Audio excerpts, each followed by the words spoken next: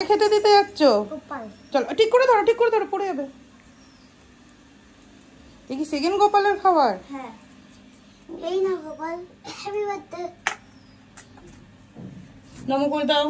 আর কি বলতে হয়? বসো বসো বসো, তোমার মন্ত্র বলো।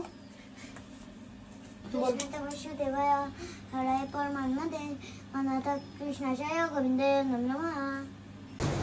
নমস্কার, আমি জুইপল দেবনাথ, মাতা টিউশনের তরফ থেকে। আজকে ছিল সকলের পছন্দের জন্মাষ্টমী অ্যান্ড গোপালের জন্মদিন।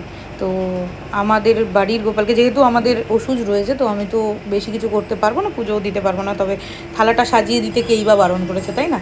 তো সেই হিসেবে গোপালকে একটু ছোট্ট করে খাবার বানিয়ে দেওয়া হলো। ভোগের থালায় কিছু শসা, কিছু ড্রাই ফ্রুটস, আর আমার পছন্দের আর ছেলের পছন্দের, বিশেষ করে মা এটা করে দিতেই হবে গোপালের জন্য। কি করে দিতে হবে না, পোলাও আর আলুর দম।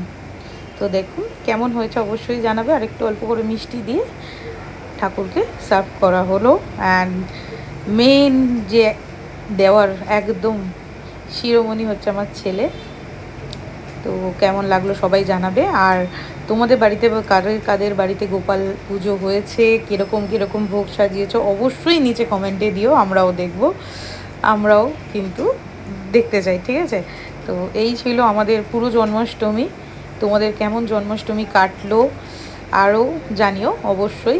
আর পুজো তো চলেই আসলো কাছাকাছি, লাস্টে সব কিছু খাওয়ার দাওয়ার পর তুলসী পাতা দিয়ে ঠাকুরকে এবার নিবেদন করা হবে। তো এই ছিল আমাদের আজকে সারাদিনের কাজ। তারপরে তো দোকানে গিয়ে ভিডিও হলো, কাজ হলো, অবশ্যই সব কিছু হলো। তো কেমন লাগলো অবশ্যই জানিও। আর তোমাদের দিনটাও